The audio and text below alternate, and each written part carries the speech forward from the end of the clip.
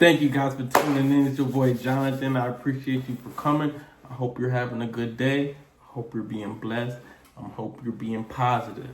Whenever you be positive, blessings comes your way. So right now we're just gonna hop right into it. We're just gonna hop into this Luigi. You already know he's being alleged. He's the alleged shooter, the alleged murderer of the top CEO, healthcare insurance person's individual. Some people believe it was a setup. Some people don't even believe it's him. A lot of people is praising this man. So we're gonna get right into it, So let's do it in 3, 2, 1.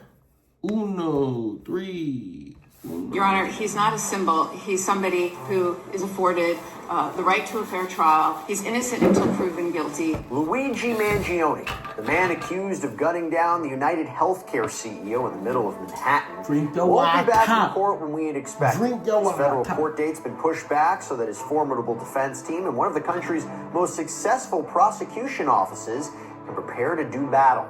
This comes as we are learning new details about Mangione's background and what he allegedly did to prepare for this apparent assassination. Welcome to Sidebar, presented by Law and Crime. I'm Jesse Weber. Luigi Mangione, I haven't talked about him in a minute, so we're going to give you some updates here, but he spent the holidays in the Metropolitan Detention Center out in Brooklyn, New York, the same jail that is housing disgraced music mogul Sean Diddy Combs, who is also under federal indictment. And by the way, you might have seen this, there was some reporting that there was some kind of beef between these two high-profile inmates, that maybe Diddy was jealous of the attention that Mangione was getting. So what did we do? Law and Crime, we reached out to Combs' team, and they say that is completely made up. It was, again, kind of an outrageous thing, a little bit of crazy stuff. We'll continue to monitor if anything changes there. I mean, it is something that two of the biggest cases that we've been covering and two of the most high-profile defendants we've been covering are now both in the same detention facility. But we'll see how this goes. But anyway, I have dealt with mental and emotional struggles for a very long time. I was also dealing with the fear I'm dealing with emotional stuff too, so kick off from the page. As Mangione remains locked up on both federal and state charges for allegedly targeting and shooting to death United Healthcare CEO Brian Thompson on the streets of Midtown Manhattan, New York last month, his high-powered legal team is working to build a defense. And by the way, that is another connection to Sean Diddy Combs, because Mark Agnifilo, who's Diddy's attorney, is married to Karen Friedman Agnifilo. This is Mangione's attorney. And Mark actually is going to be helping out with this case too. So he has a lot going on now in 2025. But now we have learned that as all the lawyers involved are getting their ducks in a row, Mangione's next court date, which may in fact be a preliminary hearing, has been pushed back a full month, from January 18th to February 17th. So if it is a preliminary hearing, this would be interesting, because a preliminary hearing is where evidence against the defendant is presented and the court decides if there is sufficient probable cause to move forward towards a trial. Both the prosecution and the defense, they agreed on this continuance, and Judge Catherine Parker signed off on it, writing, "Given the nature of the prosecution, the government, with the consent of defense counsel Karen Friedman Agnifilo Esquire and Mark Agnifilo Esquire, has requested a continuance of 30 days to permit both parties adequate preparation for trial proceedings and the trial itself, and that the defendant, through counsel, has consented that such a continuance may be granted for that purpose."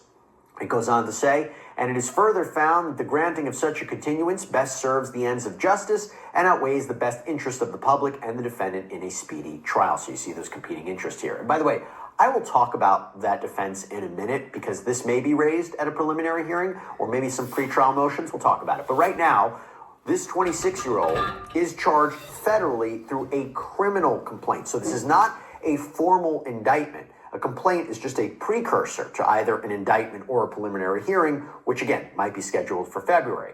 But just days after that, Mangione is scheduled to be in state court for an appearance, because that is where he's already been indicted. Mangione is charged in New York State Court with 11 counts, including murder in the first degree. I want to imagine how it is in jail over there. Like it's crazy. Like, limited food, limited resources. You can't see your family. You can't You just in the cell by yourself, sometimes with an inmate, depending on the profile you're on. Like you have no freedom. Sorry, guys. You have no freedom. Like, it's crazy. Like, jail is never a good place. Criminal possession of a weapon and having a forged instrument. And that is in connection with Mangione allegedly using a ghost gun, a weapon made from at least some 3D parts, to shoot Brian Thompson as he walked to the Hilton Hotel in Manhattan. So that's the allegation. And officials say he was lying in wait, ready for Thompson as he walked past, heading for an investors conference. How did he know he was going to an investors conference? How did he know he was going to be at the Hilton? How did he know the time? Like, it's crazy. And why?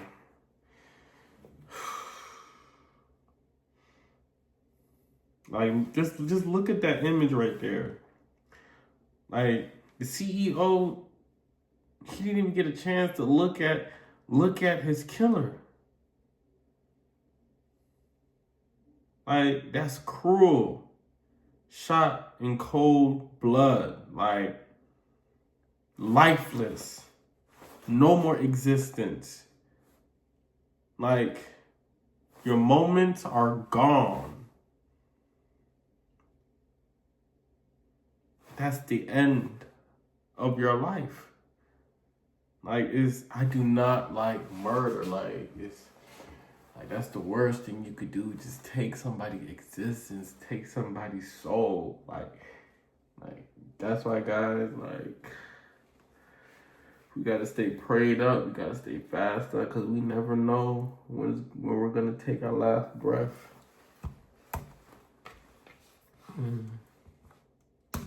It's for the healthcare giant. By the way, when it comes to bringing you these stories, I mean, especially this shooting story, we always just try to call balls and strikes. We want to bring you the facts, no bias, nothing like that. That is why we are thrilled to partner with a company like Straight Arrow News. So this is an app and website that is focused on objective, unbiased reporting. As somebody who's always doing the link in the description, listen, the link. I've seen a huge difference in my gut health and skin. Ever since adding a probiotic, I've never felt so trying to get to the DSO1 nine is signs. the best probiotic on the market. I have been taking this for a details. few weeks now, and I have seen such an improvement. And hopped on a bicycle. Law enforcement was able to track him through Central Park, spotted him on surveillance in a There we taxi go. cab, headed to a bus station. By the way, they believe this is all Mangione. And after an intense manhunt, someone at a McDonald's in nearby Altoona, Pennsylvania, spotted who they thought was the suspect from the surveillance photos from New York that had been circulating, called police, because remember at that point, the suspect, the shooter's face, had been plastered everywhere. So Mangione was taken into custody without any resistance, and officers found multiple pieces of potentially incriminating evidence on him, including a ghost gun, a silencer, and then there were the writings. So Mangione allegedly wrote about his preparations for this apparent attack, his grievances with the U.S. healthcare industry, the reports that Mangione had had back surgery in the months leading up to the shooting and that he'd been living with pain. The interesting part about that is, if we're thinking about a potential motive, is he was never a client of United Healthcare. Told you. The prosecutors believe that Mangione targeted Thompson because of his position as a head of this major insurance group that has power over millions of Americans' well-being. So it also raises another question. I've talked with experts about this. Was Thompson, if Mangione wasn't caught and he is the actual killer, were there other people that he was going to potentially target in the healthcare industry? We just do not know. But I will tell you, the most serious of Mangione's charges is murder as a crime of terrorism. And I'm going to talk about that a little bit more.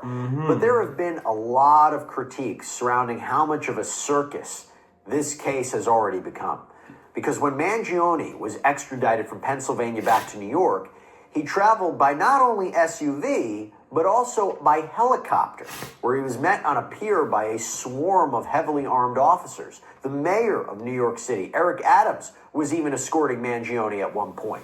And while it gave the appearance of wanting to make sure Mangione didn't harm anyone, or maybe I should say that no one were to step in and actually help him, because there was this fanfare of after his arrest, people really came to support him. I think it was also to set a stage that this can't be tolerated, that this is an incredibly serious crime, and we have to warn that any other copycats out there, or potential copycats, there will be severe consequences.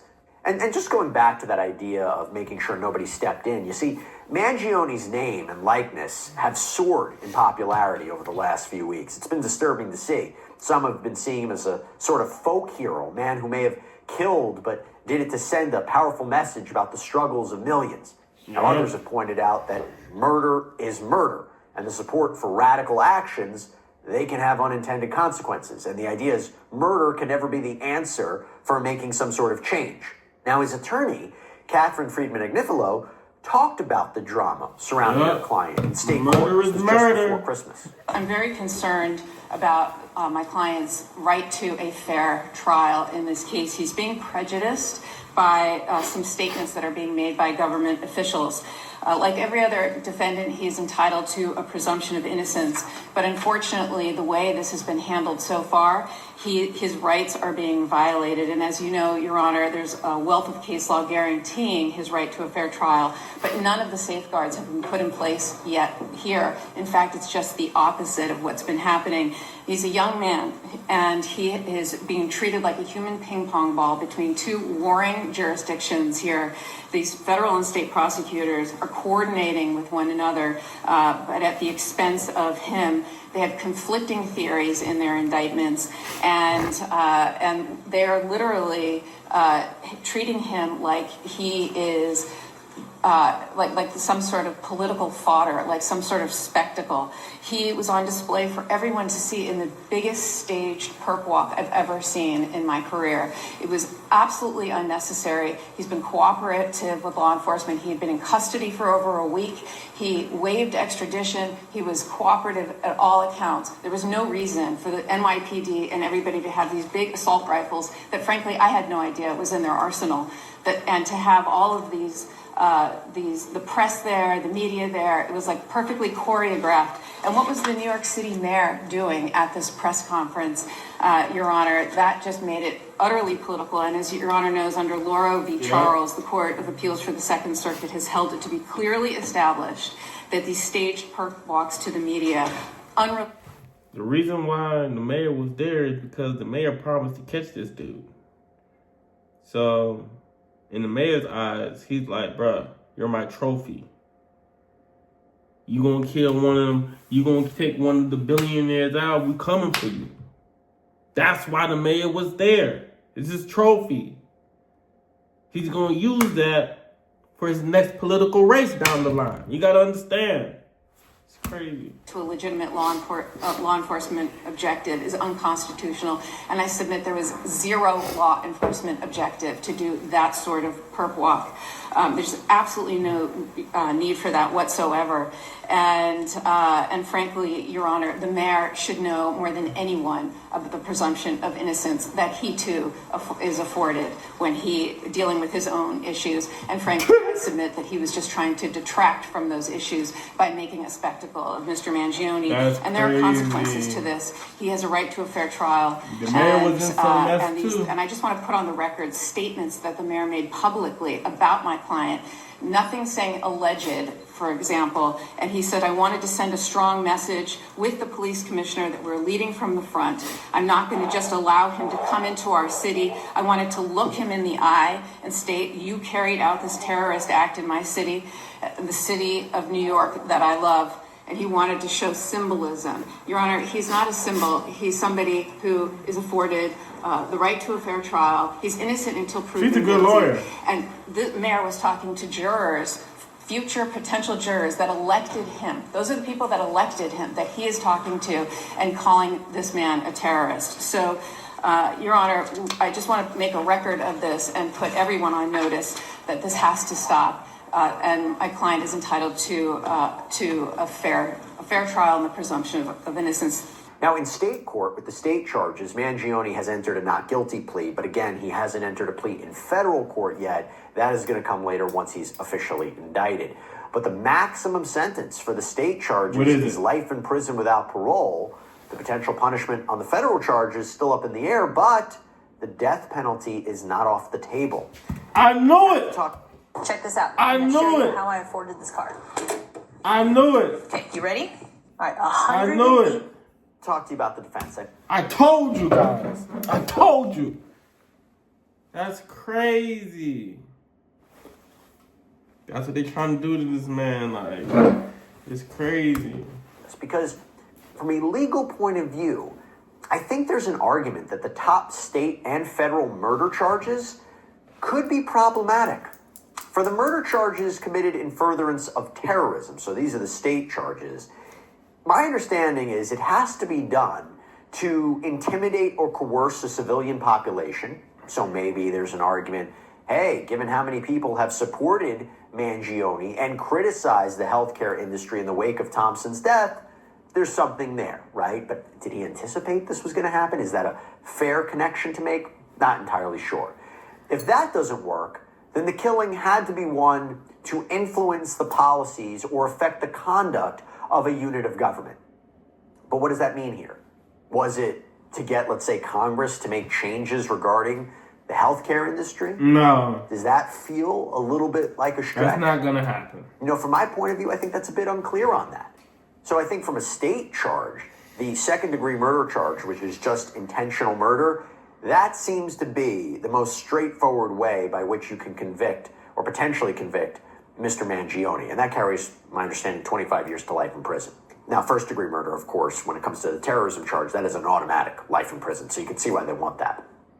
From the federal perspective, this is also, I think, problematic because the murder charge there, it is a murder, the way they prosecuted it is a murder committed while stalking Brian Thompson. Yeah. But as attorney Serena Townsend explained to us on a previous sidebar, she was very articulate about this.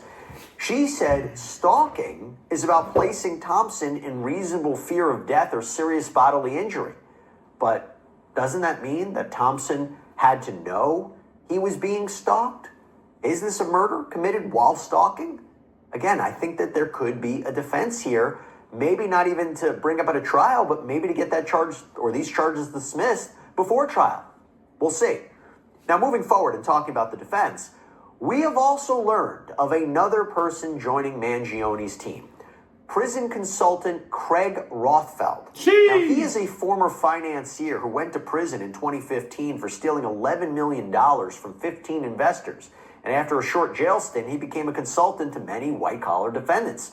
And in fact, he recently worked with disgraced movie producer Harvey Weinstein, who was convicted of his own sex crimes charges out in New York and Los Angeles. The New York verdict actually was overturned. He's going to be awaiting trial, a new trial. He's sitting behind bars on that. But according to Rothfeld's website for his company, Inside Outside Limited, their advisors can get a detainee prepared for what life might be like inside jail. Quote, there is prison etiquette, prison politics, violence, television protocol, phone usage, different security levels, abusive staff behavior, unwanted sexual advances, and many other issues which you may... Did he just say unwanted sexual advances in a male prison? Like, bro, if I was this dude, just be like he was a female, just get sent into the female prison. Like, I don't know. Donald Trump ain't gonna allow that to happen, though. So...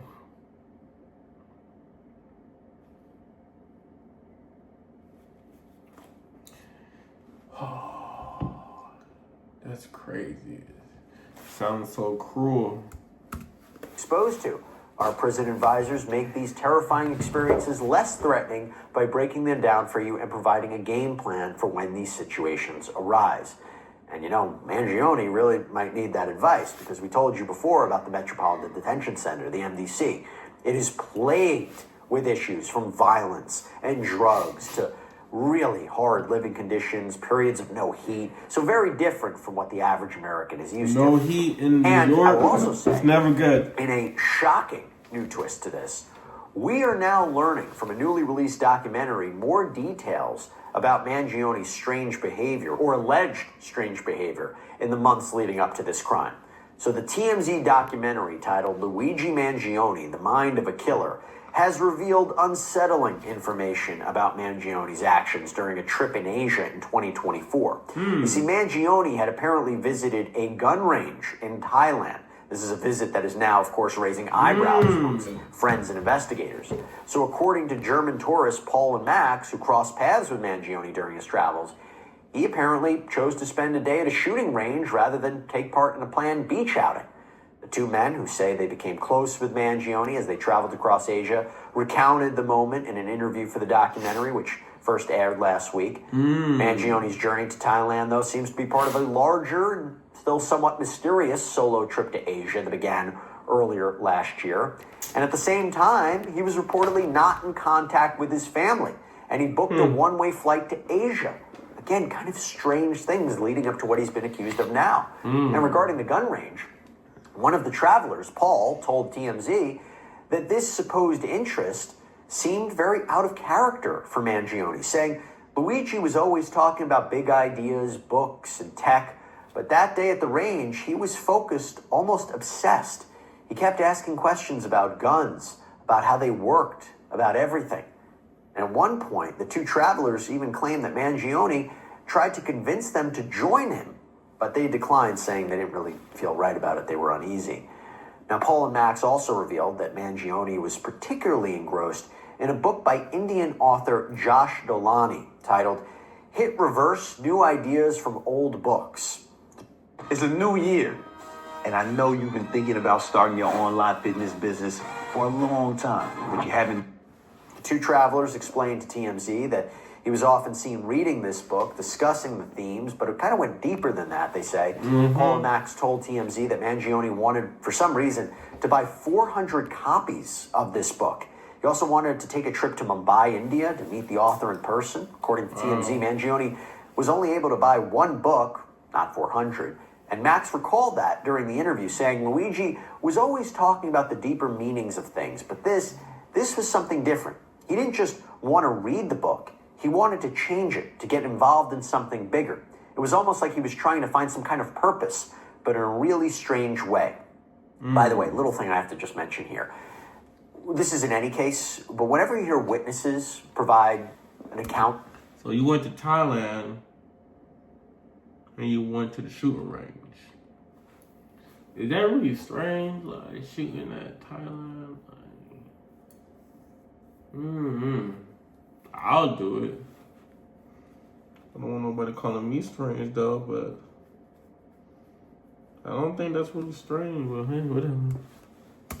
What happened in the past, and this is something that's explored both by prosecutors and defense, and I'm not saying this will even play a role in an upcoming trial. You always have to think about, are what they recollecting about their experiences with the defendant, is it colored by the accusations now? In other words, if you were to ask them about Mangione way before this happened to Brian Thompson, would they have said the same thing? Sometimes people look at events differently after something happens than before. Just something to keep in mind.